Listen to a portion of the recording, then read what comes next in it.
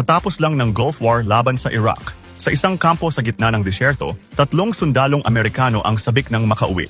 Si Sergeant Troy Barlow, isang bagong ama, si Staff Sergeant Chief Elgin, pansamantalang naka-leave mula sa trabaho sa airport, at si Major Archie Gates na magre-retiro na sa loob ng 2 linggo at may lihim na relasyon sa isang reporter na si Kathy, kapalit ng Special Stories. Masaya sila na tapos na ang labanan, pero nababagot din dahil wala ng aksyon sa kampo. Habang magkasama sina Archie at Kathy, nabanggit nito ang kumakalat na balita tungkol sa mga nakaw na ginto ni Saddam Hussein. Nahuli silang magkasama ng isa pang reporter, si Adriana, na galit dahil wala siyang makuhang magandang istorya. Hindi nagtagal, pinagalitan si Archie ni Colonel Horn. Trabaho mo ang bigyan ng magagandang istorya ang mga journalist para mabigyan ng magandang imahe tayong mga sundalo, sigaw ni Horn. Wala na akong pakialam, magre-retiro na ako at wala naman tayong nagawa rito, sagot ni Archie. Hanggat nandito ka pa, gawin mo ang trabaho mo, tugon ni Horn. Patuloy sa pagsusuri ng mapa sina Chief at Troy, kasama ang matalik na kaibigan ni Troy na si Private Conrad Vig. Abala sila sa pag-aaral ng bawat detalye nang biglang bumukas ang pinto at pumasok si Major Archie Gates. Proctology tent ba to? O baka naman urology, ear, nose, and throat? Sarkastikong sabi ni Archie. Tumawa si Conrad pero agad siyang natahimik nang mapansing seryoso si Archie. Lumapit ang Major, kinuha ang mapa, inamoy ito at nakumpirmang ito nga ang hinahanap niya. Nireport niyo na ba ito sa kapitan niyo? Tanong ni Archie. Hindi pa sir, sagot ni Troy. Upo kayo, utos ni Archie. Natuwa sina Chief at Troy. Alam nilang pareho sila ng iniisip ni Archie. Gamit ang kanyang expertise, tinutok ni Archie ang UV flashlight sa mapa. Biglang lumitaw ang isang lihim na marka. Hindi lang to basta mapa. $700 milyong na bullion cubes ang nakasalang dito. Ninakaw ni Saddam mula sa mga sheikh. Wala akong problema kung nakawin din natin to sa kanya, sabi ni Archie. Nalito si Conrad. Ito ba yung cubes na nilalagay sa sopas? Ginto, Conrad, ginto, sagot ni Troy. Habang nagpaplano ng operasyon, sinabotahe ni Archie ang reporter na si Adriana Cruz. Inutusan niya si Walter, isa sa kanyang mga kasamahan, na iligaw ito gamit ang isang peking mapa. Ang plano nila ay pumunta sa bunker kinaumagahan at bumalik bago magtanghali upang walang makahalata. Habang bumibiyahe sa disyerto, naglalaro ang 3. Naghahagis sila ng bola sa ere at isa-isa itong binabaril. Hindi pa nakontento si Conrad, kaya nilagyan niya ng explosives ang mga bola na ikinatuwa nilang lahat. Makalipas ang ilang oras ng paglalakbay, narating nila ang lokasyong nasa mapa. Sa kanilang pagdating, natuwa ang mga residente sa lugar nang makita ang mga Amerikano. Gamit ang ceasefire order ni President Bush, ginapos nila ang mga sundalong Iraqi at pinadapa. Biglang lumapit kay Troy ang isang babaeng umiiyak, humihingi ng tulong para mabigyan ng gatas ang kanyang anak. Nabigla si Troy, pero binaliwala muna ito at nagmadaling hanapin ang bunker. Naiwan si Conrad sa labas upang pakalmahin ang mga residente. Sa hindi inaasahang pangyayari, biglang nagsilabasan ang mga residente. Umaasang mabibigyan sila ng tulong ng mga Amerikano. Samantala, pumasok sina Archie sa bunker at sinubukang pilitin ang mga sundalong Iraqi na magsalita. Ngunit iginiit ng mga bihag na nasa kabilang bunker ang mga ginto. Sa labas, biglang nagkagulo nang dumating ang isang container truck. Hinarang ito ng mga sundalong Iraqi at diretsahang pinasabog gamit ang grenade launcher. Kasabay ng pagsabog, lumabas sina Archie mula sa bunker at nakita ang nagliliyab na sasakyan. Doon nila napagtanto na naglalaman pala ito ng gatas. Agad silang tumuloy patungo sa kabilang bunker, ngunit hinarang sila ng mga residente. Sa harap nila, nasilayan nila ang matinding gutom at paghihirap ng mga tao. Pilit nilang iniinom ang natapong gatas sa lupa at nag-aagawan sa natitirang pagkain. Sa kabila ng pagmamadali, hindi nila kayang balewalain ang kalagayan ng mga sibilyan. Pinamigay nila ang mga dala nilang pagkain bago mabilis na umalis upang ipagpatuloy ang kanilang misyon. Huminto sila sa lokasyong ibinigay ng sundalong Iraqi, pero napuno sila ng tanong sa kanilang nasaksihan. Anong nangyari sa mga tao roon? Bakit pinasabog ang truck? Bakit sila nagpapatayan? Tanong ni Conrad, hindi makapaniwala sa kanyang nakita. Hinimok ni President Bush ang mga Iraqi na mag-alsa laban sa pamahalaan ni Saddam, sagot ni Archie. Bilang ganti, ginugutom ng mga sundalo ang mga residente upang hindi sila makalaban, dagdag pa ni Archie. Sinimulan nilang hanapin ang bunker, ngunit napagtanto ni Archie na niloko lang sila. Bigla niyang naalala ang isang balon na nadaanan nila kanina. May mga sundalong nagbabantay roon. Sigurado siyang iyon ang totoong lokasyon ng bunker. Agad nilang binalikan ang lugar at pumasok sa lihim na bunker. Hawak ang isang papel. Sumigaw si Archie. Ayon sa ceasefire agreement, kukunin ng US military ang lahat ng ninakaw ng Iraq mula sa Kuwait. Lahat ng narito ay ibabalik namin. Sa loob, nadatna nila ang mga sundalong Iraqi. Nagpapakasasa sa isang silid na punong-puno ng mamahaling appliances. Sa kabilang kwarto, natagpuan nila ang isang lalaking tinotorture, si Amir Abdullah, isang rebelding lumalaban sa rehimeng Iraqi. Problema ito ng Iraq, bihag namin siya, huwag kayong makialam, matigas na sabi ng isang sundalong Iraqi. Ngunit hindi ito pinakinggan ni Archie. Agad nilang pinalaya si Amir at inilabas sa bunker. Sa labas, masayang sinalubong siya ng kanyang asawa at anak. Luhaang niyakap ang padre de pamilya na muntik nang mawala sa kanila. Sa wakas, natagpuan nila ang kanilang hinahanap, isang silid na punong-puno ng kayamanan. Tumambad sa kanila ang napakaraming ginto at kumikinang na gold bars, ang mga ninakaw ni Saddam mula sa Kuwait. Sa labas, hindi na makontrol ni Conrad ang sitwasyon. Dumating ang mas maraming sundalong Iraqi kasama ang kanilang leader at muling hinuli ang kanilang bihag. Habang patuloy sa paghahakot ng mga ginto, lumapit ang Iraqi leader kay Archie upang makipag-usap. Nag-alok sila ng tulong upang maikarga sa truck ang mga ginto kapalit ng agarang pag-alis ng mga Amerikano. Gusto ng leader na makuha muli ang kontrol sa mga sibilyan bago pa lumala ang sitwasyon. Sa una, maayos ang lahat, walang putukan, walang gulo. Ngunit habang patapos na sila, biglang nagmamakaawa ang asawa ni Amir, umiiyak at sumisigaw, pilit na pinipigilan ang kanilang pag-alis. Nakita nilang umiiyak din ang anak nilang babae habang humihingi ng tulong. Alam ni Archie na hindi sila maaaring makialam, kaya pilit niya itong binaliwala. Sa isang iglap, isang sundalong Iraqi ang biglang bumaril sa babae. Napasigaw ang bata habang marahas siyang hinila ng sundalo. Napaiyak si Amir, nagpupumiglas pero wala siyang laban. Hindi na kinaya ni Archie ang nasaksihan. Agad siyang kumilos upang tulungan ang kawawang pamilya. Biglang naging masalimuot ang sitwasyon ng mga Amerikanong sundalo. Nagkaroon ng putukan. Gumanti sina Archie at pinatumba ang kalaban. Samantala, nakita ni Conrad ang paparating na tangke at reinforcement ng mga Iraqi. Kailangan nilang tumakas agad, kasama ang mga nailigtas na sibilyan at ang mga kahon ng gintong kanilang nakuha. Habang tumatakas sila sa gitna ng disyerto, biglang nagpakawala ng tear gas ang mga humahabol na sundalong Iraqi. Kumalat ang nakakaluha at mapait na usok sa hangin dahilan upang magpanik ang lahat. Sa gitna ng kaguluhan, napansin ni Archie ang mga landmine sa paligid. Tumalon sila sa sasakyan, ngunit sa kasamaang palad, napalayo si Troy. Nakita niya ang dalawang bata na tumakbo palapit sa mga landmine, agad niya itong hinabol. Iniwan niya ang bag na ginto para maligtas ang mga bata, pero hindi niya namalayan, bigla siyang hinuli ng mga Iraqi.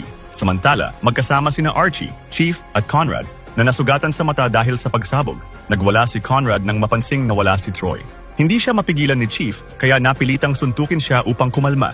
Habang nahihirapan silang makakita sa gitna ng makapal na usok, biglang dumating ang mga rebelde, mga taga-suporta ni Amir. Agad nilang tinulungan ang mga Amerikano at dinala sila sa isang ligtas na bunker. Sa loob, nanginginig sa galit, nagsisigaw si Conrad, "Kailangan nating iligtas si Troy." Halos maiyak siya sa sobrang pag-aalala. Sinisisi niya si Archie sa nangyari. Ngunit matigas ang boses ni Archie nang sumagot, "Wala na akong ibang pagpipilian sa panahong iyon." Samantala, dinala si Troy sa isang kampo ng Iraqi. Agad nilang hinubad ang kanyang uniforme upang hindi siya magmukhang sundalo. Kinulong siya sa isang madilim at maruming silid, puno ng kung ano-anong gamit. Sa paghalungkat, napansin niya ang isang kahon na puno ng mga lumang cellphone. Isa-isa niya itong sinubukan, umaasang makatawag ng tulong. Sa wakas, may isang gumana. Dali-dali niyang tinawagan ang kanyang asawa. Binigay niya ang kanyang lokasyon para ipaalam sa kanyang mga kasamahan. Ngunit bago pa siya makapagpatuloy, biglang bumukas ang pinto. Isang sundalong Iraqi ang dumating at hinablot siya. Dinala siya sa isang silid, ang torture room. Sa loob, nakatayo si Captain Said. Malamig ang ekspresyon habang nag-aayos ng mga wire na tinali sa tainga ni Troy. Nagsimulang inihayag ni Troy ang kanyang galit sa Amerika. Sinasabi niya na ito ay isang bulok na bansa. "Alam mo ba kung sino ang pumatay sa mag-ina ko? Ang bansang ipinaglaban mo." Nanlaki ang mata ni Troy. "Binomba ng Amerika ang tahanan ko. Ang anak ko, natabunan ng gumuhong gusali. At ngayon nandito ka, naghahanap ng ginto, habang kami ay nagluluksa." Sumenya si Said at agad na pinaandar ng kanyang tauhan ang dekuryenting wire na nakakabit sa katawan ni Troy. Pumalahaw si Troy sa sakit. "Masakit, di ba?" bulong ni Said. "Pero wala kayong pakialam sa mga buhay na nawasak dito. Para sa inyo, tapos na ang digmaan. Pero para sa amin, ito ang tunay na impyerno. Isipin mo, ano ang mararamdaman mo kung pasabugan ko ng bomba ang anak mo?" Hindi napigilan ni Troy ang kanyang luha. Sa kabila ng sakit, unti-unting lumilinaw sa kanya ang puot ng lalaking nasa harapan niya. Samantala, nagkasundo sina Archie at Amir na magtulungan. Nais ni Amir na ihatid ang kanyang grupo sa Iranian border dahil makakapasok lamang sila doon kung may kasamang mga Amerikano. Bilang kapalit, tutulong siya sa pagsagip kay Troy. Nagsimula silang maglakbay, bit-bit ang mga gintong nakuha habang naghahanap ng sasakyang magagamit. Pinuntahan nila ang isa pang kasamahan ni Amir. Dito sila nakahingi ng tulong na mabigyan ng sasakyan para sa kanilang biyahe. Doon nila natagpuan ang isang garahe na puno ng mamahaling sasakyan, mga ninakaw mula sa Kuwait. Habang pinag-uusapan ang plano, sinabi ni Amir na may isang tao lang ang tunay na kinatatakutan ng mga sundalong Iraqi, si Saddam Hussein. Samantala, sa kabilang panig, natanggap na ni Colonel Horn ang mensahe mula sa asawa ni Troy. Agad silang kumilos at sinimulang hanapin ang nawawalang kasamahan. Kinaumagahan, sinimulan ni Archie at Amir ang mapangahas na misyon. Mabilis na dumating ang peking convoy ng mga sundalo, malalakas ang sigaw. Parating na si Saddam Hussein, papatayin niya tayong lahat. Nagulantang ang mga bantay na Iraqi. Nang makita ang convoy, nagkagulo sila, nanginginig sa takot at hindi alam ang gagawin. Isa-isa silang nagtakbuhan, habang ang iba ay naparalisa sa labis na pagkabigla. Sa gitna ng kaguluhan, sinamantala ni Archie, Chief, Conrad at ang mga rebelde ang pagkakataon. Mabilis silang sumalakay at tuluyang pumasok sa bunker. Si Chief agad na binuksan ang mga nakasaradong kulungan, pinalaya ang mas maraming bihag. Samantala, narating ni Archie ang silid kung saan nakagapos si Troy. Walang pag-aalinlangan, binaril niya sa paa si Said bago pinakawalan si Troy. Hinawakan ni Archie ang baril ni Troy at iniabot ito sa kanya. Binibigyan ng pagkakataong makaganti. Tinutok ni Troy ang baril kay Said, pero bago siya makaputok, bumalik sa isip niya ang mga sinabi ng Iraqi officer. Ang puot, ang hinanakit, ang mga pamilyang winasak ng giyera, hinayaan niya itong mabuhay. Sa labas, dumating na ang mga helicopter reinforcement ng Iraqi forces kasabay ng muling pagsiklab ng sagupaan. Nagpaputok ang mga sundalo, bumagsak ang mga gusali at nagkalat ang putukan sa himpapawid. Pero si Chief, gamit ang bola na nilagyan ni Conrad ng C4 explosives, pinasabog ang paparating na helicopter. Isang malakas na pagsabog ang yumanig sa paligid. Tumahimik ang lugar. Lumabas si Troy. Hinahanap ang kanyang kaibigang si Conrad. Sa di kalayuan, nakatago si Conrad sa ilalim ng isang bangkay. Nang makita si Troy, tumayo si Conrad at masayang tumakbo papalapit sa kanya. Ngunit hindi nila namalayang may natitira pang kaaway. Sumigaw si Troy habang pinipigilan ang pagdurugo ng kaibigan. Sa labis na pag-alala, tumayo si Troy at sumigaw ng tulong kay Charlie. Sa kanyang paglingon, hindi niya napansin ang isa pang kalaban. Isang bala ang tumama kay Troy. Bumagsak siya sa lupa, hingal na hingal. Agad namang binaril ni Charlie ang kalaban at sumugod palapit kay Troy. May butas sa kanyang baga. Dali-daling nilagyan ito ni Charlie ng flutter valve sa dibdib.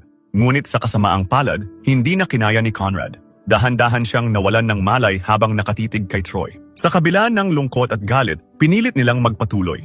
Marami na silang nailigtas, mga inosenteng buhay na hindi dapat nadamay sa giyera. Bitbit ang bigat ng pagkawala ng kanilang kaibigan, itinuloy nila ang kanilang misyon. Sa kabutihang palad, may nahanap silang radyo. Agad itong ginamit ni Archie para tawagan si Walter, ang kanyang inutusan na magsabotahe sa reporter. Inutusan niya itong humingi ng tulong sa kanyang mga kasamahan at magpadala ng dagdag na sasakyan. Kasabay nito, sinabi rin niya kay Walter na isama ang reporter na si Adriana Cruz. Bago sila umalis, nagbigay sila ng tig-iisang ginto para sa mga pamilyang kanilang nailigtas, isang bagong simula para sa kanila. Ang natitirang ginto ay kanilang itinago. Maya-maya, dumating ang hinihintay nilang military trucks kasama si Adriana. Nahanap niyo ba ang ginto? Tanong ng reporter, may halong pag-aalinlangan. Hindi, sagot ni Archie. Pero marami kaming natulungan. Mamamatay silang lahat kung hindi natin sila tutulungan. Makukulong kayo dahil dito, sagot ni Adriana. Iniisip ang posibleng kapalit ng ginawa ni Archie. I-cover mo ang buong pangyayari. Ito na ang pagkakataon mo, tugon ni Archie. Tingnan natin kung ano ang mangyayari. Sa unang pagkakataon, nakita ni Adriana ang matinding determinasyon sa mga mata ni Archie. Wala na siyang naisagot. Tahimik siyang sumama upang tumulong sa paghatid ng mga tao sa ligtas na lugar. Bumiyahe ang convoy ng mga truck patungo sa border. Pagdating malapit sa hangganan ng Iraq at Iran, natanaw nila ang mahigpit na pagbabantay ng mga sundalo. Nagpresenta sina Archie, Chief at Troy na sila mismo ang maghahatid sa mga pamilya upang protektahan ang mga ito mula sa mga sundalong Iraqi. Samantala, si Adriana ay patuloy sa kanyang pagre-report. Dokumentado ang bawat sandali. Ngunit biglang dumating si Colonel Horn sakay ng isang helicopter kasama ang kanyang mga tauhan. Hinarang nila sina Archie bago pa makatawid ang mga refugee. Sinubukan nilang tumakbo pero agad silang napigilan ng mga sundalo. Lumala ang tensyon nang lumapit din ang mga sundalong Iraqi upang pigilan ang pagtawid ng mga sibilyan. Alam ni na Archie na makukulong sila pero hindi sila papayag na iwan ang mga pamilyang buong tapang nilang iniligtas. Mamamatay silang lahat kung iiwan natin sila rito. Tulungan muna natin silang makatawid, sigaw ni Chief. Ngunit matigas ang sagot ni Colonel Horn. Hindi kayo pwedeng makialam. May patakaran tayong sinusunod pagkatapos ng gyera. Galit na galit ang colonel at ipinahinto rin niya ang coverage ni Adriana. Samantala, si Troy hirap na sa paghinga habang pinagmamasdan ang mga refugee na nakakulong sa border. Dito na nila ginawa ang kanilang huling hakbang. Nahanap namin ang ginto, biglang sabi ni Art ay namangha sa nakita. Ituturo namin kung nasaan ang ginto, kapalit ng kaligtasan ng mga sibilyan, dagdag ni Archie. Lumapit siya kay Colonel Horn. Seryoso at matigas ang boses. Sila ang tumulong sa amin para hanapin ang ginto. May usapan kaming tutulungan silang makalaya. Tulungan mo sila. Ibalik mo ang mga ginto at siguradong magkakaroon ka ng medalya pagkatapos nito, pakiusap ni Archie. Nag-isip sandali si Horn, saka lumapit sa pinuno ng mga sundalong Iraqi. Matapos ang maikling pag-uusap, bumukas ang checkpoint.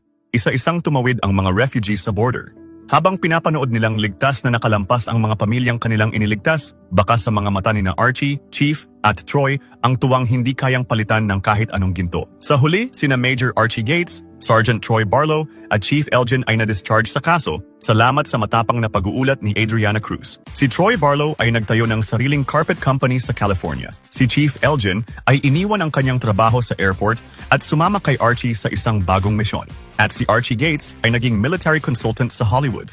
Ang kanilang kwento ay hindi tungkol sa ginto, kundi tungkol sa katapangan, sakripisyo at pagpili ng tama sa kabila ng lahat. Binalik ng Iraq ang mga ginto sa Kuwait, pero sinasabing may mga kulang ito